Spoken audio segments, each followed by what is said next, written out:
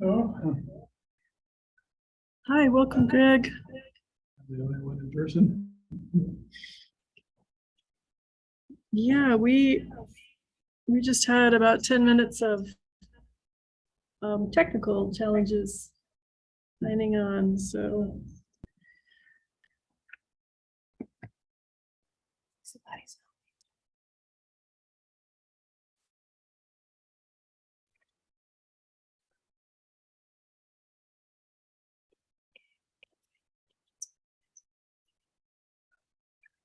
Can you mute that? Okay.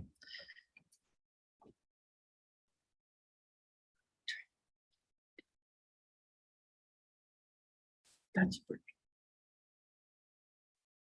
All right, good evening, folks.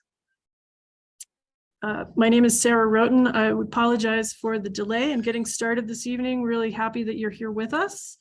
We were set up to do a hybrid meeting and have two participants here with us in the room. And since we've got a small group in the room, we're going to opt to have most of us meet here via Zoom. So I think we'll be able to make that work. I hope, Greg, that'll be okay for you. And thank you, Wendy, for being here. I guess you don't have the benefit of getting the slides on the screen, though. What's up here? That's fine. Yeah. Let me try to cheers. Who can hear?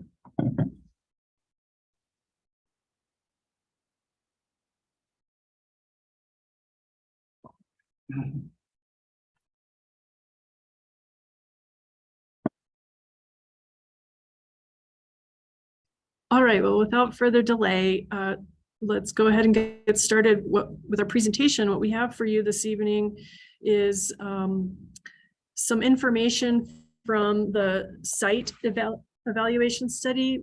We're in the phase of the process with this project to evaluate sites to locate a tennis facility. I have with me this evening Will Moses, who's a principal landscape designer from Groundwork Studio. And also with Will is his colleague, Shai Haber-Thyler. She's a landscape designer, and they've helped us tremendously with this work. And the reports, so we're happy to have their support this evening, and they'll be presenting most of the material. I'll help you with this background slide. And again, we're really grateful for all of you that have taken time this evening to join us for this public meeting. So without further ado, let's see if I can.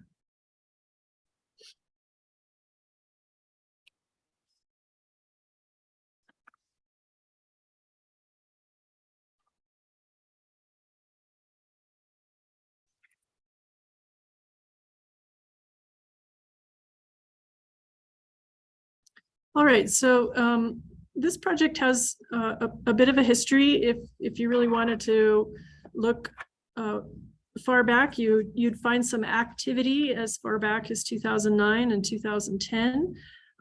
So there's been a known need for a while to have 8 courts in one location for the ability to host tennis tournaments. And in recently, the council for the fiscal year 2022 capital improvement project during the budget cycle approved funding in the amount of $150,000 for design of tennis complex. And the title for that budget is shown there in quotes, New Tennis Courts with Lights. The goals for the project have been developed with input from the Los Alamos Public School staff and also from the Los Alamos Tennis Club. The primary goal for this project is to get 8 courts in one location. That is the minimum amount that's needed to support tournaments, and this would benefit both the schools and the community. We've had input from the council and the school board. There was a presentation in February 28th, 2022. That was a joint session between the school board and the council. In that meeting, we reviewed some ideas for this project and locations for this project that were presented in late 2016 and early 2017. The culmination of that meeting directed staff to hold a second meeting in April 5th to consider which sites to include in this study. So we had 4 sites originally, and then there was a 5th. And then the result of that April 5th meeting, we had clear direction from council to look further at 2 locations at North Mesa and Overlook Park. So with that, I'll turn the presentation over to Will, and we'll proceed and look at the rest of the slides. Thanks, Sarah, and thanks to everyone who's attending this evening. We look forward to hearing your comments and thoughts at the conclusion of the presentation. So these project considerations are based on conversations that we've had with the Los Alamos Tennis Club, Los Alamos Public Schools, as well as the recommendations from the United States Tennis Association and the New Mexico Activities Association concerning the construction of kind of tournament level tennis facilities. So you can see here, we're looking at a minimum of 8 post-tension concrete courts with lighting that is designed specifically for tennis. We'd like to have restrooms in the immediate vicinity, player and spectator seating, some shade, adequate parking, possible concession area, and fencing and some landscaping to help with not only aesthetics, but to help with screening, visual screening, and wind protection. The seasons we're looking at run February through November. We're looking at a total number of players between 100 and 160, with 80 to 160 spectators. The tournaments can last up to 3 to 4 days and can occur 3 to 4 times per year. And practice tends to start sometimes in the afternoon and continue on into the evenings. And then on Saturday, there's a number of pickup matches and on through the weekend. And just to clarify, we're looking at tournaments for kind of adult amateur leagues, so like the Los Alamos Tennis Club and the scholastic tournaments. Next slide, please.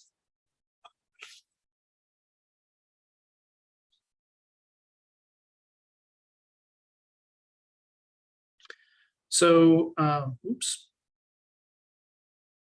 So we looked at 2 locations, as Sarah mentioned. We looked at North Mesa Park in Los Alamos and Overlook Park in White Rock. Next slide, please. So jumping into North Mesa, we looked at, beginning with North Mesa, in and around the park, you can see that we've got some stables and the rodeo arena to the north.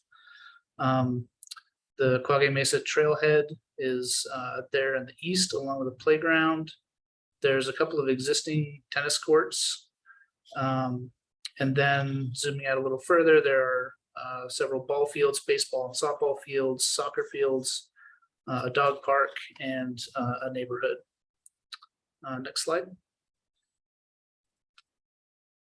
So kind of digging in a little bit to the site, we did a quick site analysis. What we learned is that we have a number of important utilities in the immediate area, including both water and power.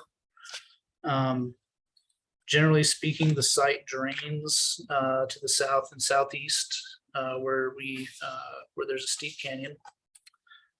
There is some odor associated with the stables and the arena to the north from the horses there, and the site is fairly windy. Next slide.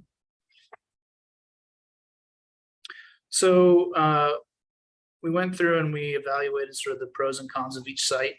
Again, starting with North Mesa. The site is relatively flat and well suited for the construction of something like large tennis courts. It's in relatively close proximity to the schools. Utilities are close by. There's a lot of space available kind of to the north and northwest to provide additional parking beyond what's provided in the existing parking lot. And the site is set back away from the adjacent neighborhoods. In terms of cons, the site, as I mentioned before, is fairly windy and more prone to inclement weather than the other site we looked at. The existing tennis courts are asphalt. They're showing their age. They're in pretty poor condition, and we're recommending replacement of those. Finally, the existing restrooms that are present at the park are too small for a facility of the size that is being proposed, and they're located too far away from the site we're looking at to be of use during tournaments. So with that in mind, let's take a look at what that facility might look like.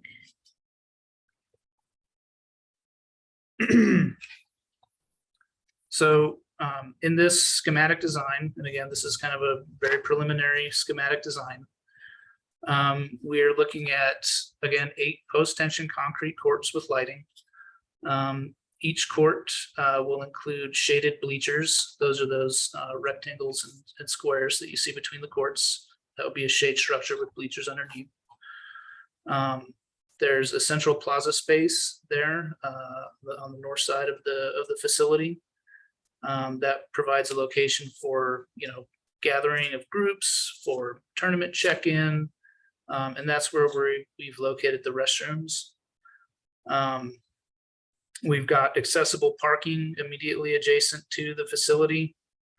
And then across North Mesa Park Road to the north, we've got some proposed parking improvements, and with the design as shown, we've got an additional 96 spaces. To the west, we're proposing a bus drop-off for school tournaments. And southwest of that, there is bus parking over in the area adjacent to the dog park. The existing trail at the park is rerouted to the south of the facility, and we're providing landscaping to help mitigate some of the wind at the site. In addition to the landscaping, there would be windscreen on all the fencing for the courts, and that's typical of each design. So that's kind of the long and short of what we're proposing in this design. Looking at costs, our initial budgetary estimate for this site with this design is $5.65 million. And that estimate includes construction costs. It includes a 15% contingency, contractor mobilization, escalation, tax, and the design fee, which includes survey, geotechnical investigation, landscape architectural design, civil design, architectural design for the restrooms, electrical design, structural engineering, and mechanical and plumbing design. So that's our North Mesa schematic. And as we mentioned earlier, we also looked at Overlook Park.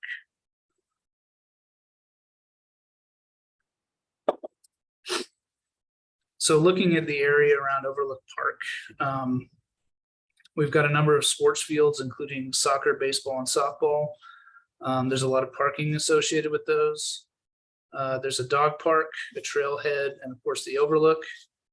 On the north end of the park, we've got the White Rock wastewater treatment plant and the Parks and Rec maintenance yard.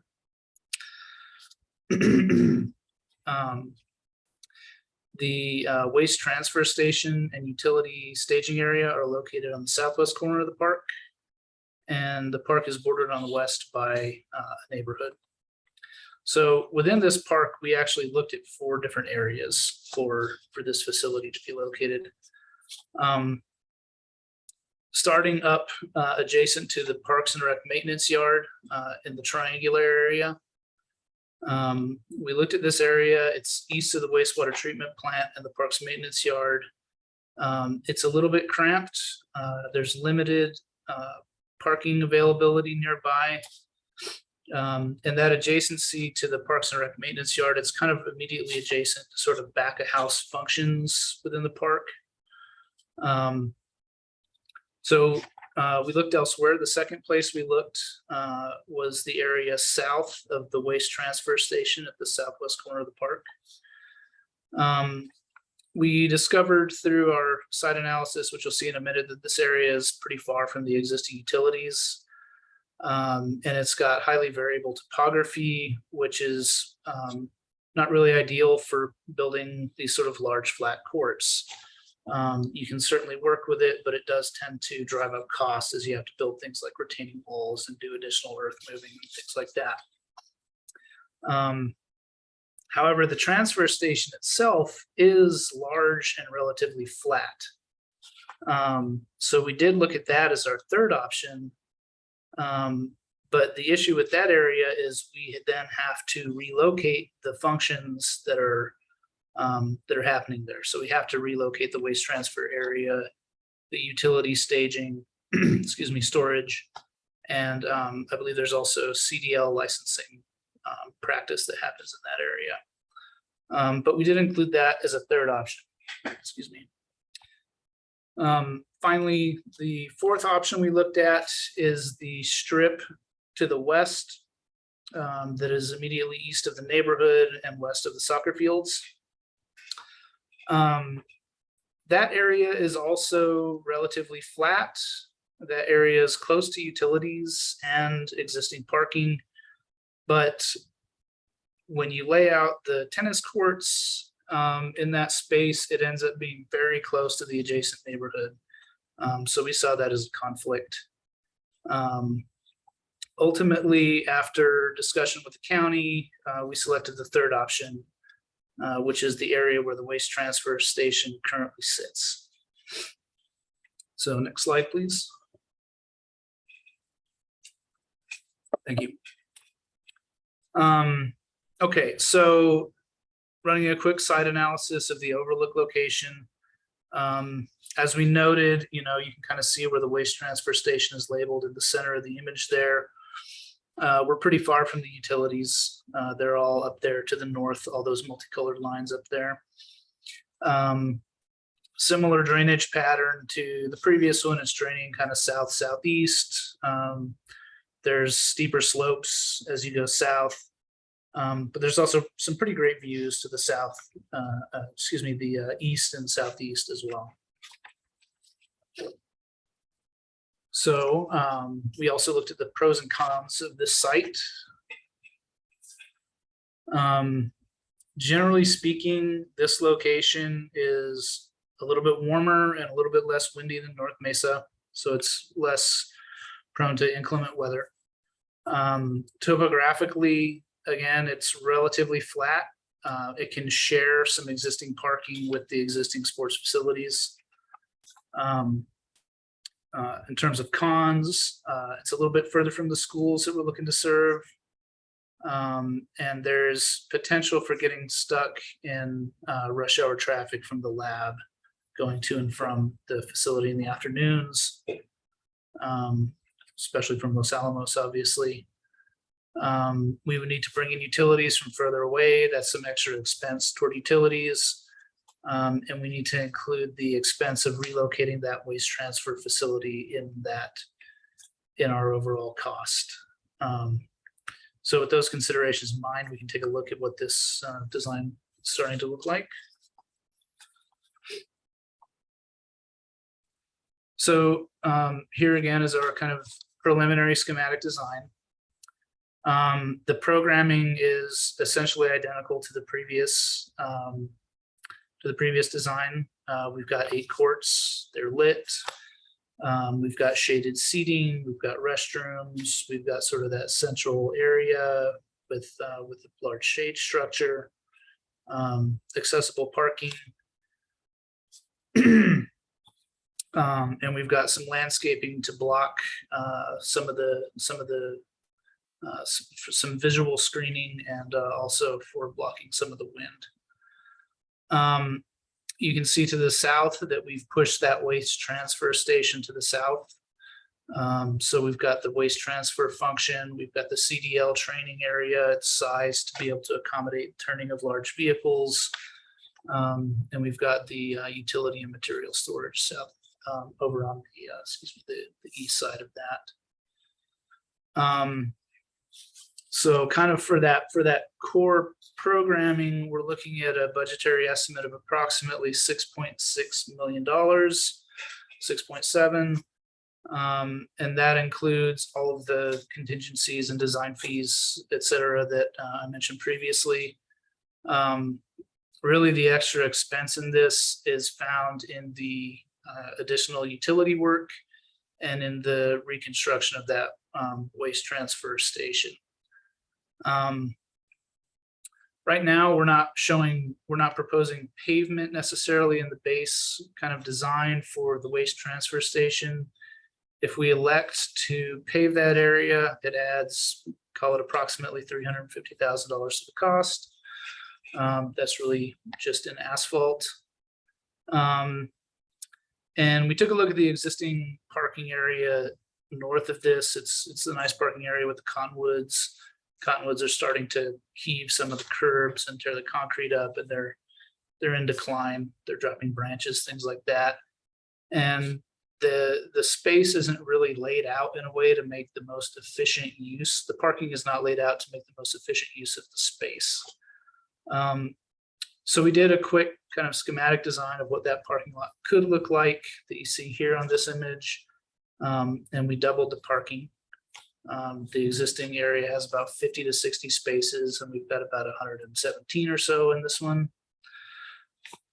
Excuse me.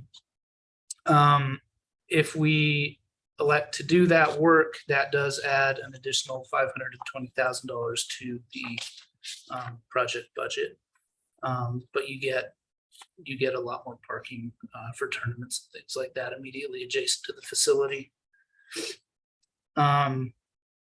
So if we include all of that work that we're talking about here together, it bumps that up from about 6.7 million to about 7.5. So with that, we can take a kind of quick look at the comparison of the two sites. So we've touched on a lot of this already, but just to kind of run through it again. You know, the North Mesa is a little bit closer to Los Alamos High and middle school, but it's a little bit further for visitors who are traveling in from out of town for tournaments. Overlook Park is the inverse of that. It's a little bit closer for visitors. You know, it's kind of marginal depending on how far you're coming in from. It's a little bit harder for students to get there. North Mesa is a little bit colder and windier. Overlook Park's a little bit warmer, less wind. You know, and again, we've got this sort of balance of close access to utilities versus utilities being far away. We maybe need to develop, you know, some of the parking versus using some of the existing parking potentially. And, you know, then there's kind of the possibility of kind of sharing some of these amenities that we're proposing with other uses like the rodeo arena, the proposed BMX track, and balancing that with the need to relocate the transfer station. And then there's the cost estimates that we talked about, North Mesa being less expensive. So I'm sure there's a lot of questions and comments, and we'll definitely get to those. First, I'd like to hand it back off to Sarah to kind of discuss sort of where we're at with the project and our next steps.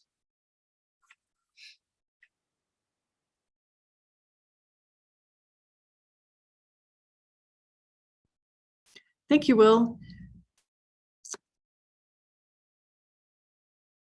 We wanted to give you some idea of what we've completed so far and some of the next steps with the current phase for this project.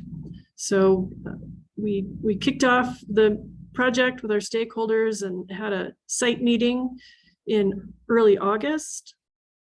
And then the contents that Will has been presenting to you are contained in a draft report.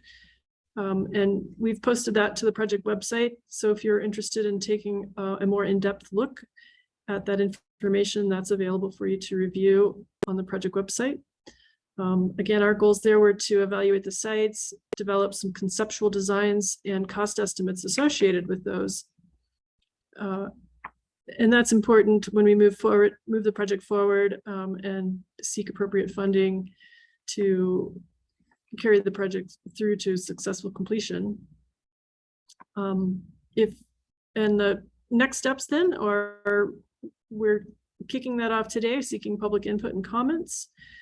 We will be taking this project to the Parks and Recreation Board, making a similar presentation to them, and will include comments that we receive from the public. So we encourage you to provide comments via email. You're also welcome to call our phone number. We can make those available. And we like to present that to the Parks and Recreation Board at the November 4th meeting, after which we'll finalize the report. We've requested comments also from our partners, our stakeholders with the schools and the tennis club. So we look forward to receiving lots of comments and input on the report. Our ultimate goal then is to bring all of that information together to present to the council sometime in December. And we'll be seeking a recommendation to select a site and with the authority to proceed forward with design. So with that, that concludes our report, and we'd like to open it up for questions and comment.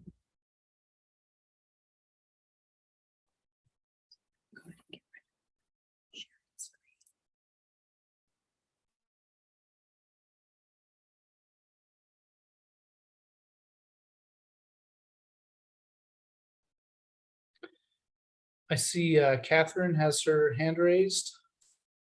Are we able to unmute attendees?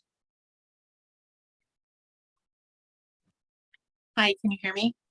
Yes. I have a few questions, and I also wanted to mention the chat is disabled on my end. So I didn't know if you guys meant to do that or if it's just an oversight. So my couple questions, and admittedly, this is my first point of interest. So you mentioned earlier the county's contributing or set aside 150,000. How are you getting, or how are we proposing to get from 150,000 to $6 or $7 million?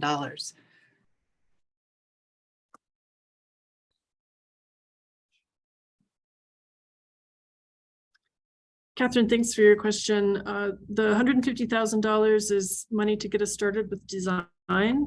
And there was some funds also approved in the last fiscal year to get us toward construction.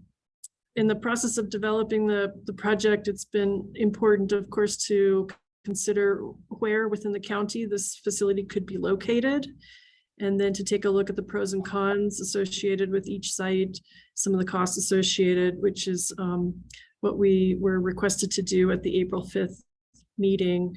So knowing what is needed from the project, which is at a minimum 8 tennis courts in one location with lights, and then other amenities that Will has presented on, that gives a full package for a complete project. And then we have some, using those budget numbers, we can go before council and present this for their consideration for funding. There's potentially some other funding sources that we can seek. An application was made for some grant funding. We haven't heard back if that is approved or not. There's some small grants available through the United States Tennis Association that are possible funding source, but this is a process we go through in developing a project to become familiar with what the need is financially, also to provide the amenities, and then to go looking for funding. Thank you. My other question then is, it was mentioned that this is to serve the community, but also the schools. And I imagine this will enable the high school I don't know if the middle school has a tennis team, but enable the high school then to host regional or statewide tournaments. So is the school district kicking in some money on this?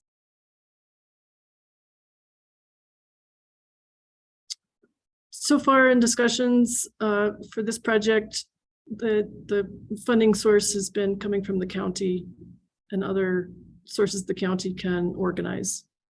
Okay, so this really brings me to the real reason why I'm at this meeting.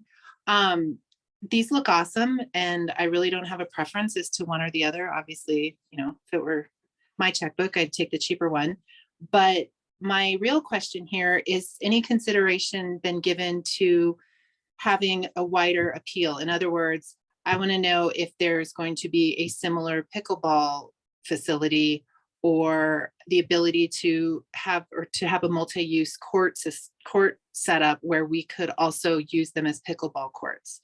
I'm sure you guys have heard of pickleball, and it's one of the fastest growing sports in the country. I think it has a much wider appeal, and it can be played by people of all ages. You know, tennis starts to get pretty rough on the joints of people my age and maybe even younger. But I think that if we're going to spend this money and make these beautiful facilities, and I think that it would be wise to incorporate that broader appeal and the ability to then possibly host pickleball tournaments. I mean, there's tons of professional investment from professional athletes. There's professional pickleball associations where it's becoming a professional sport.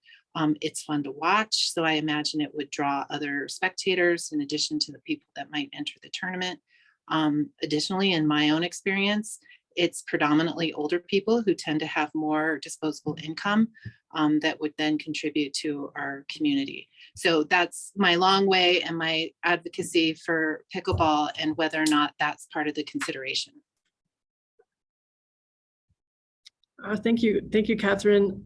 I believe the longer term goal associated with this project is to be able to repurpose some of the courts that we have in the county for pickleball. The primary need here in order to host a tournament is to have 8 courts in one location. And since the county presently doesn't have 8 courts in one location, that is a barrier or an obstacle to be able to host those tournaments. So if we had to say 8 courts, then that would enable us to look at the courts that we have existing to restripe those for pickleball.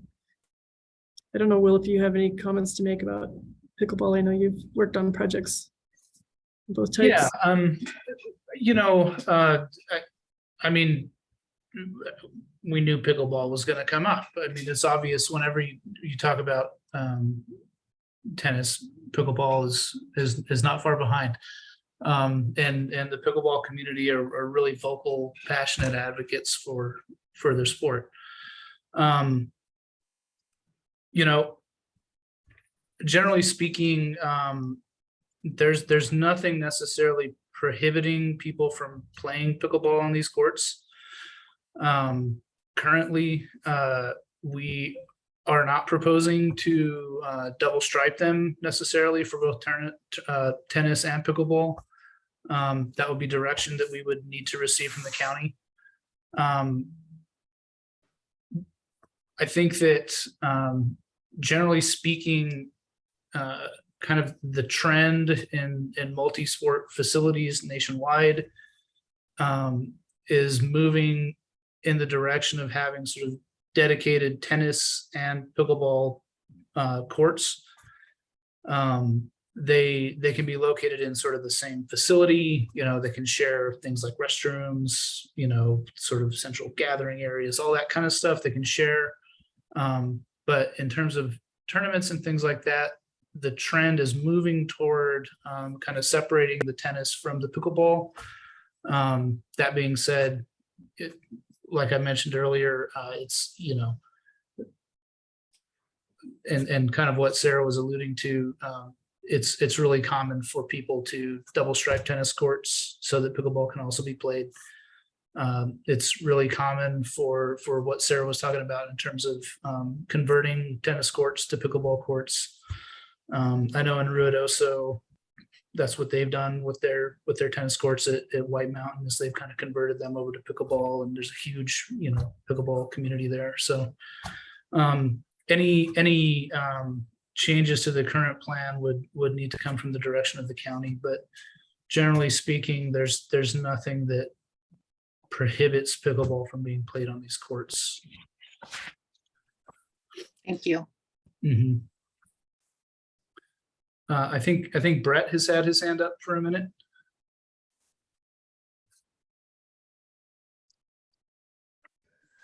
Hello, can you hear me?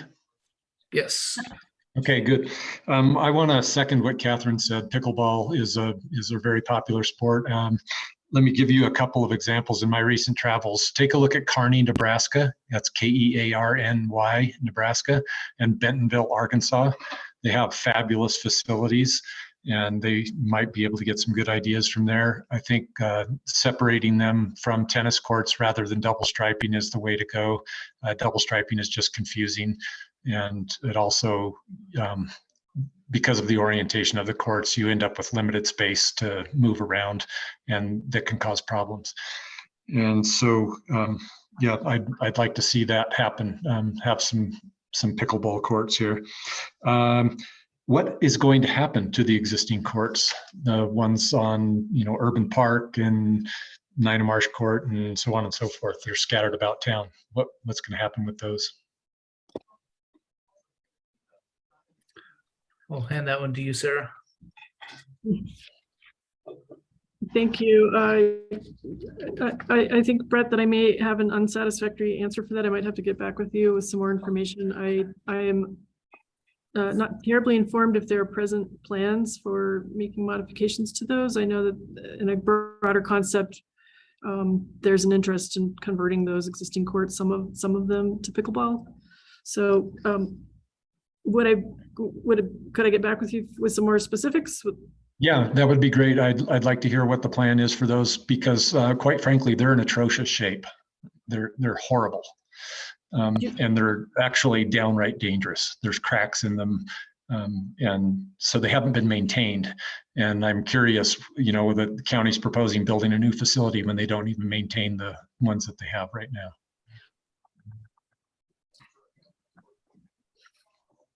Let's see.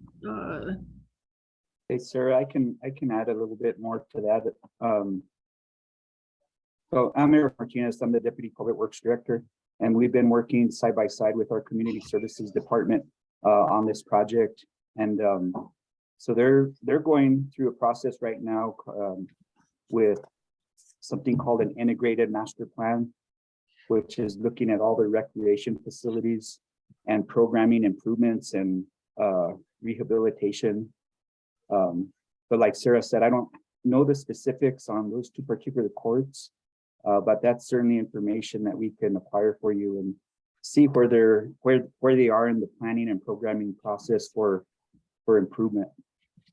And Sarah was exactly right that we were looking at repurposing, or community services was looking at repurposing some existing courts specifically for pickleball. But these comments are great. This is exactly what we need so that we can go back and have these discussions with our community services department and see what kind of programming that they would envision given this new facility as well. On the budget front, we're actually very timely in going through this planning process now because in January, in early part of the year through April, we start looking at going through our budget process and putting together a capital improvement plan for our council to consider. And this is going to be one of those projects that's going to be on the radar for them to visit during the budget hearings come April of 2023. So our work here is very timely. It'll help us provide council with some good information as far as what it would take to fund these projects. Now on that front, I just wanted to say that for the parking on the North Mesa area, in order to help with the budget situation, we had our design team look at instead of paving the parking lot that you saw there on the north side, is to provide more of a natural type parking area with base course and gravel, surrounded by a concrete curbing to provide some delineation for parking. So we are looking at ways to try to, we always know that the budgetary amounts are an eye opener and maybe a shock sometimes. But we are looking at ways to kind of value engineer some things. One of the other costs that tend to be a little higher are the restroom.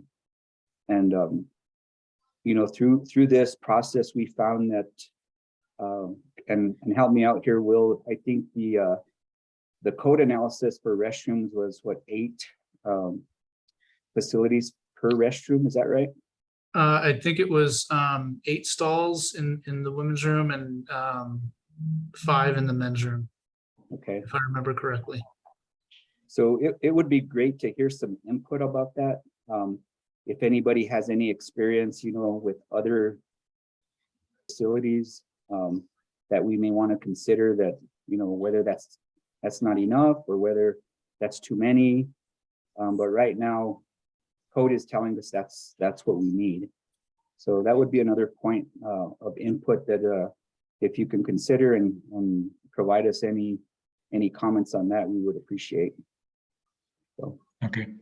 Yeah, I appreciate that you'll look at those. I think there are several courts, you know, that are distributed through the neighborhoods that consolidation seems like a good idea, right? Because then you can have the same bathroom serve multiple uses and multiple courts and so forth. That reduces your overhead and your maintenance costs and so forth.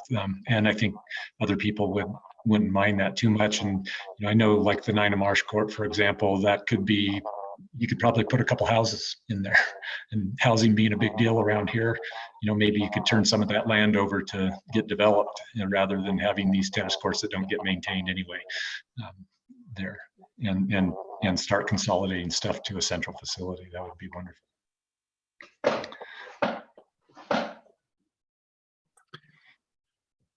I see there's a comment from Catherine in the chat asking if we need separate men's and women's restrooms instead of general purpose family restroom. That would be, I think that would be a question for the county, and that would, unfortunately, the architect we're working with on this is not present for the meeting. But I would probably defer to him to have him comment on that if you were. What does the county think about that?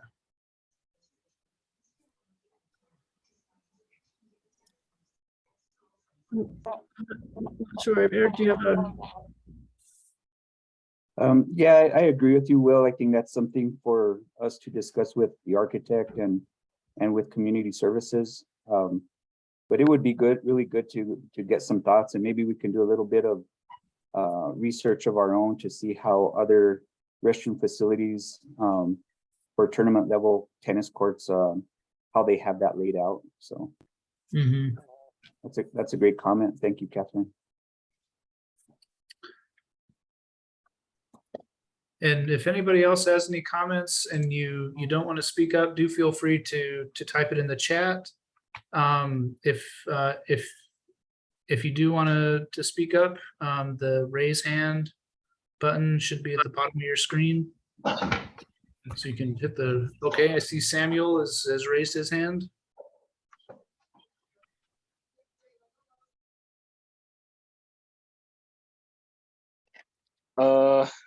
If I'm attending on the phone, but the chat is disabled. I think we started this as a webinar, so if we promote you to a panelist, you should be able to use chat. So if you see a request to be promoted to panelist, that's what that's for, to allow you to chat. Oh, all right. I just wanted to comment that, I don't know. I thought a lot more consideration would need to be put into like the location, because we don't necessarily need more sporting facilities in the downtown commercial district. I think think we have plenty there, but it might be worth considering putting it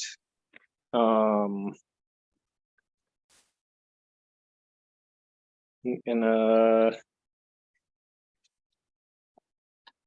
I don't know. It's not downtown.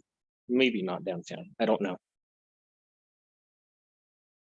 Are you referring to the North Park area?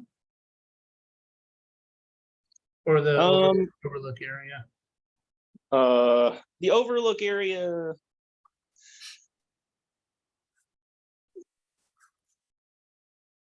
Like no, not the Overlook area. Like the downtown area with the abandoned Smiths, or also actually, if you could eminent domain the abandoned Smiths, that would be a good place to put it, maybe. That's my hang up. I'm sorry. And Mr. Wang, maybe you might have missed the first part of the presentation where we talked about the two locations that we're considering. And I don't know, Sarah, if you want to show that, was it the second or one of the first two slides that showed the two locations that council and the school board had given us direction to move forward and looking at a little bit deeper?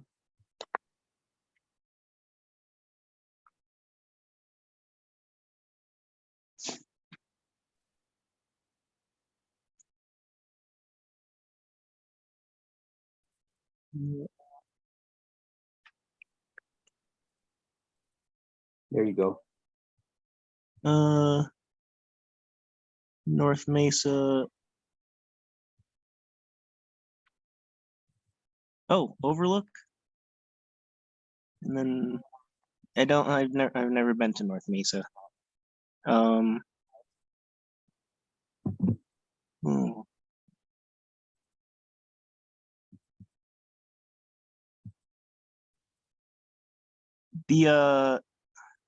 The White Rock location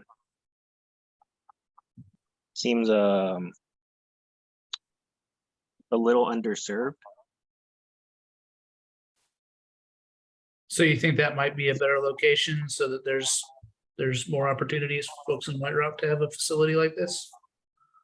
Yeah, I mean, Okay. I mean, there's the individual like school gyms, but there's not really any as far as I remember, there's not really any consolidated sporting facilities in In White Rock? yeah. Okay. Like the North Mesa site just seems like a waste. Like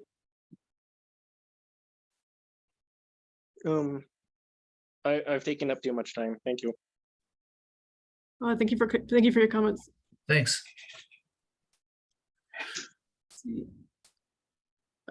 I know we have an attendee here in person, I think, that would like to comment. Yeah. Hi, I'm Greg Cunningham. I'm both a tennis player and a burgeoning pickleball player.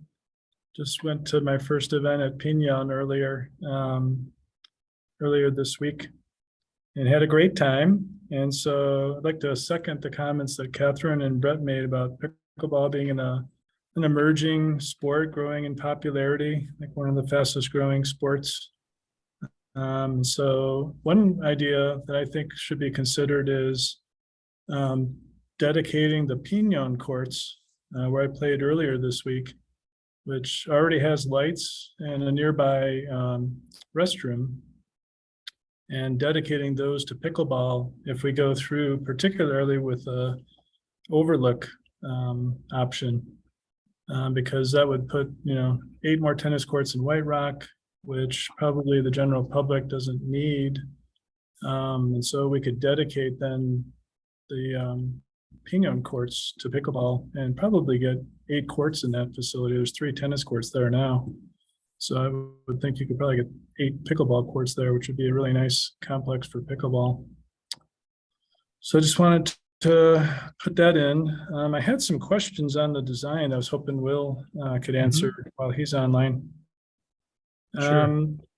So one question I had is, I think in the North Mesa design, you had a place for buses to go, and I was just curious where the buses would park for the high school tournaments in the White Rock solution. Would they park in the transfer station area, or? They could, there's definitely room for them to park down there. There's also a lot of parking associated with the ball fields to the north. So they could park up there as well. Okay. So yeah, I had a bunch of questions. So another question I had is, in the recommendations you had from the 2 national organizations for tennis, it talked about the soil composition Mhm. and the freeze thaw cycle and the need in some areas to have to replace the soil so you don't have that freeze thaw cycle that's as bad. So I don't know is there a soil analysis? Is there differences between the North Mesa and the White Rock options in terms of the soil and the need to have to do anything with the soil? There will probably have to be something done with the soil. The geotechnical report would be something that would be compiled during the design phase. So that would be kind of the next phase of the project. We'd bring the geotech in, he'd evaluate the soil at whichever location we select. And give us some guidance on how to design the subgrade for those courts. Okay, and so the estimate doesn't include having to replace the soil. It assumes that the soil there is okay, or? It includes subgrade prep.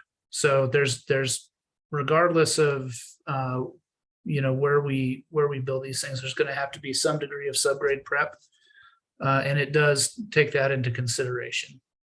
Okay. It's if there's something that's extreme, that's outside of kind of, if we've got if there's something like cavernous areas under the ground where the soil is a really sandy soil is going to erode into, that would be something that would be unusual and difficult to anticipate. So the assumption is that we've got relatively normal soil for the Los Alamos White Rock area to work with. Okay, and then at kind of a higher level, the overall design. So the restroom is located in kind of the furthest spot from where the existing utilities are right now, rather than the closest spot. So if you kind of flip the plan over, 180 degrees and put the restroom, the tennis courts where the parking is now, and then put the parking down below, that would put the utilities closer and drive the cost down on the White Rock option. I was just curious if there was a reason that wasn't done. No, that's a great suggestion. Yeah, we could definitely take a look at that. Yeah, because I think that was the primary cost driver, right? Was the just the distance to the utilities. You got Utilities, yeah. 200 feet or something. So That and the reconstruction of the waste transfer station. yeah, so I'm just thinking if you somehow flipped it 180 degrees upside down and put the parking where the bottom 2 courts are and put the bottom 2 courts in the restroom up top, or put the restroom in between the 2 sets of 2 courts or something like that, then you might reduce the utilities cost. So it'd be more competitive with North Mesa. Sure. Let's see, some more detailed questions I have.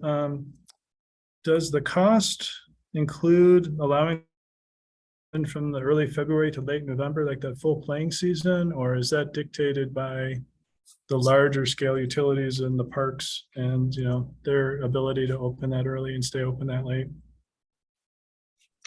The season length? Yeah, for the restrooms. Oh, for the restrooms? Sarah, do you want to talk about sort of the opening and closing and all that? I know that you guys typically would close the restrooms and winterize them.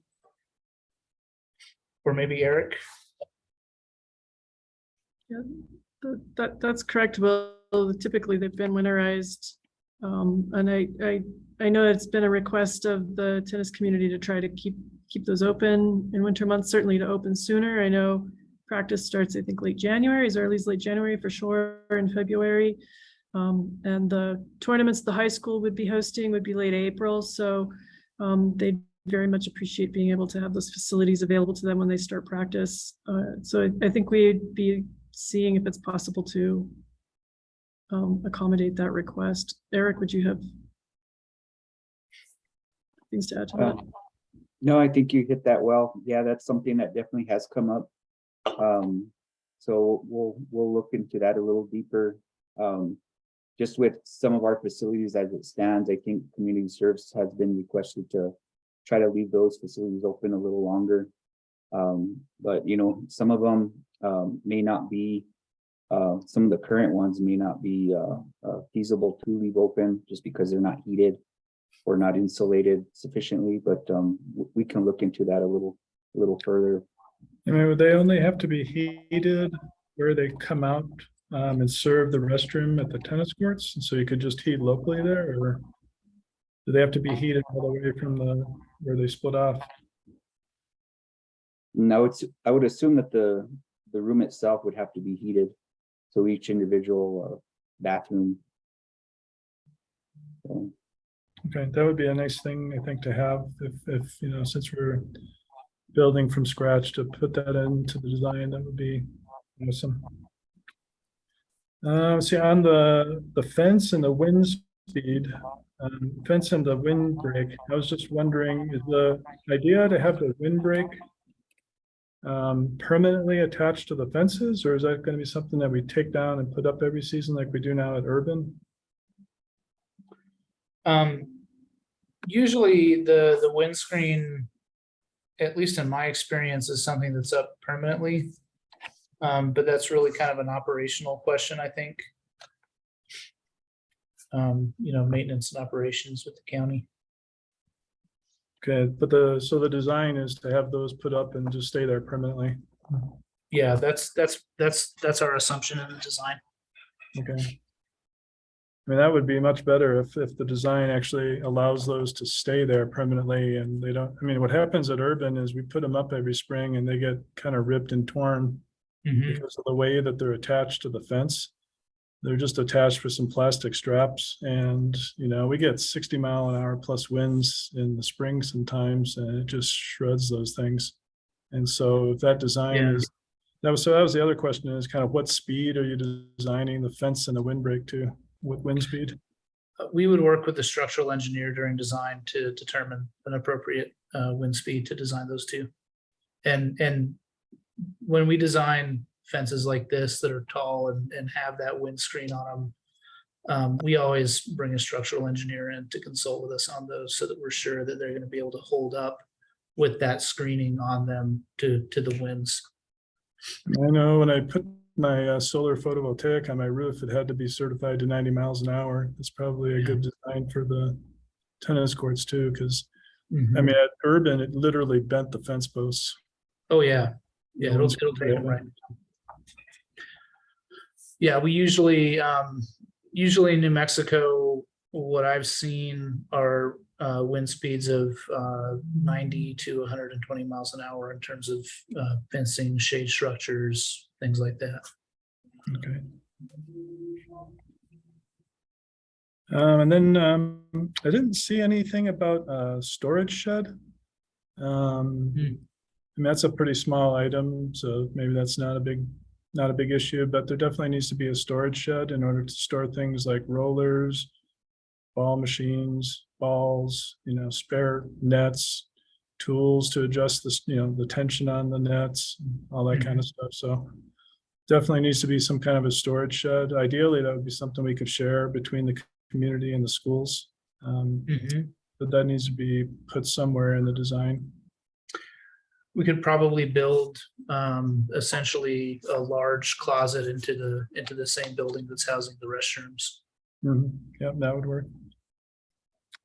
And then, I don't know if details on the lighting system, is that something that affects the cost? Or is that, are you using the LED? The ones that have low kind of light contamination outside the court area? Yeah, and that's pretty much industry standard right now. So we would propose to use sort of tennis specific lighting.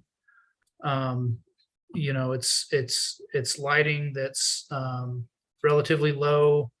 It's LED, and it does have cutoffs. You know, a lot of modern sports lighting that we're seeing nowadays.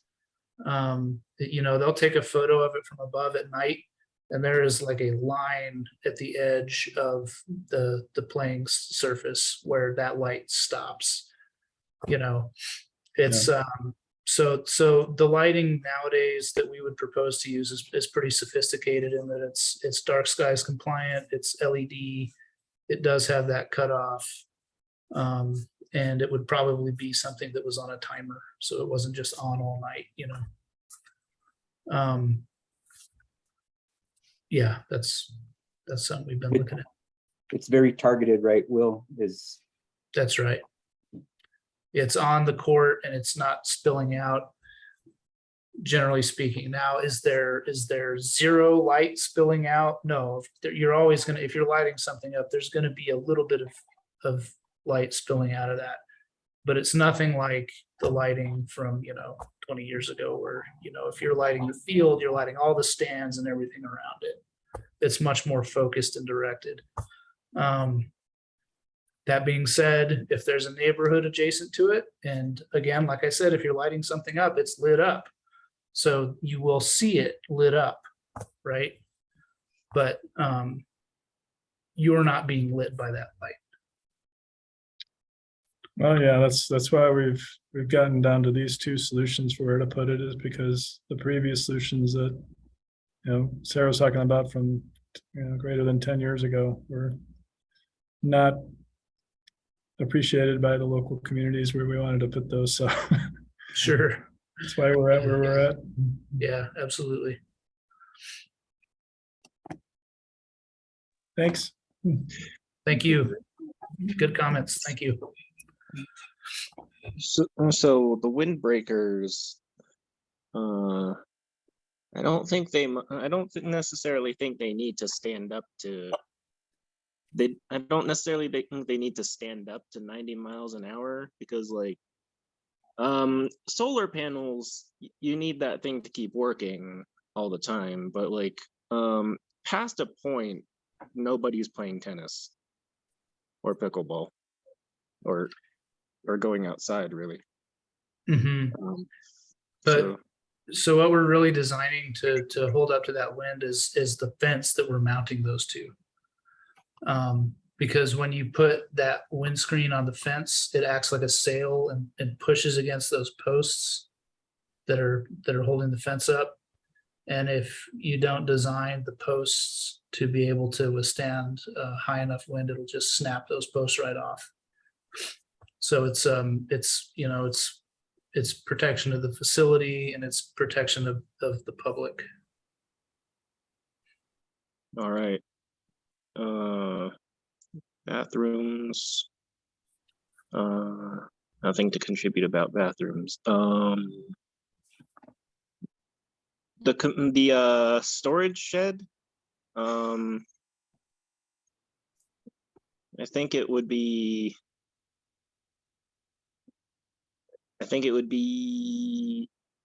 really nice to have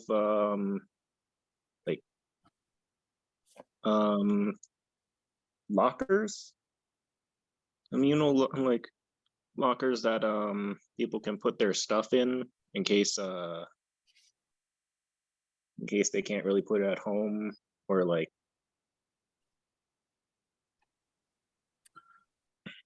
So you're thinking something like maybe outside that people could lock their stuff up in while they're using the facility? Well, that too, but like also like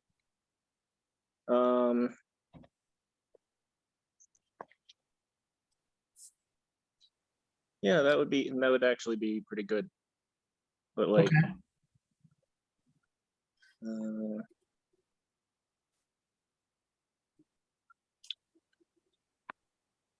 also like keeping the bath and like finding a way to like keep the bathroom like open 24/7, or at least like open,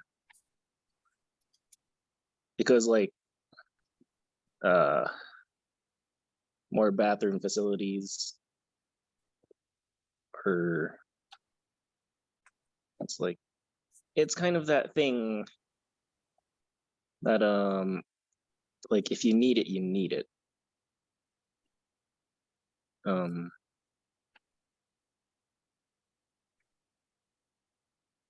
Well, I'm embarrassing myself. Nothing else to contribute, I don't think. Okay, thank you. So we've got some participants on this evening too that I wanted to acknowledge from the Los Alamos Public Schools. We've got Superintendent Dr. Jose Delfin and Tommy Castillo and Bob Holman. So thanks all of you for taking time to join the meeting. If you have any comments, feel free to let us know.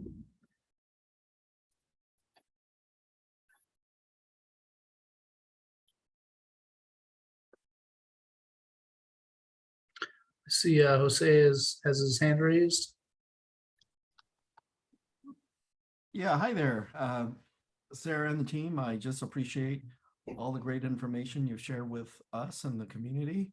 It's good to see some of the renderings and our choices beforehand, and also appreciate the support that you've given us over the years, and especially with this project as we have tried to figure out how to support our tennis team as well. So thank you for all your hard work, and thank you to the community for all their public comments as well. Thank you.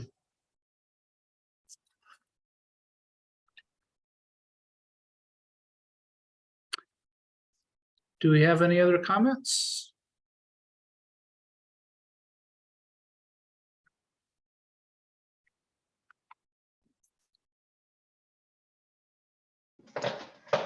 Nope, but thank you for hearing us and keeping us informed about what's going on. Well, thanks for showing up and for speaking up. You know, we appreciate everyone's input on this. You know, I mean, my goal is for my client, the county, to be happy, and for that to happen, their clients, who are all of you, need to be happy with the direction we're going. So I appreciate y'all all taking the time. Thank you. Thank you, everyone. Appreciate your time and all your comments. Thanks, everybody. Have a wonderful evening. All right. Good night.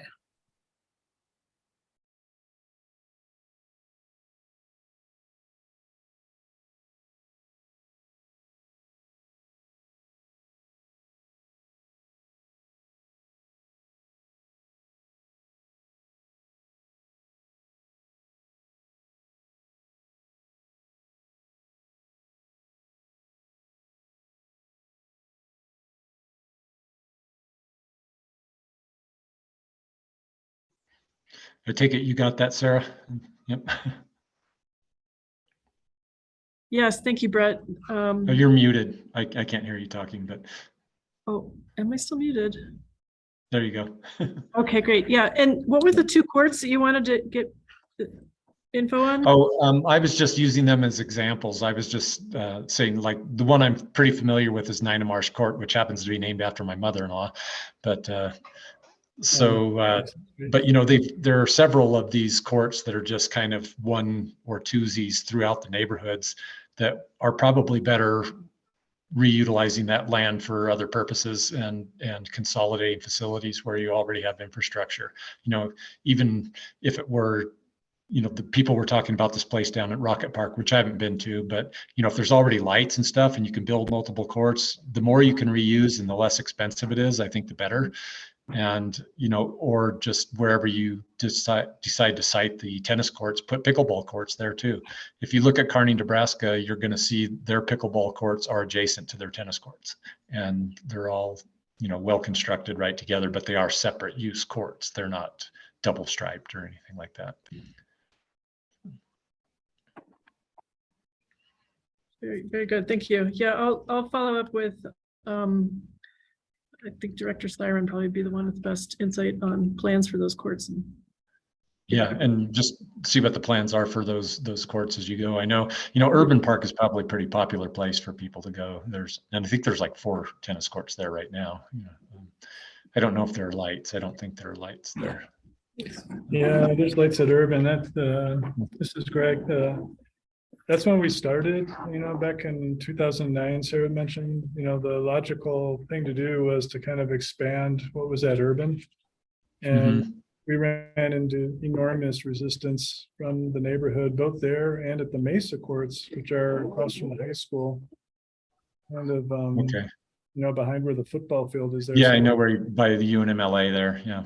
Yeah, so neither neighborhood wanted to see any changes to either of those parks, and we battled for a decade, trying to get enough courts in one place, to satisfy the requirements for the school, for their district championship, and also for the US matches, and just got nowhere because those neighborhoods were just very, opposed to Yeah, any but change. if you put, if you were to put tennis courts at North Mesa or Overlook, and you can't dual site, put pickleball courts there also, then maybe repurpose the urban ones, right?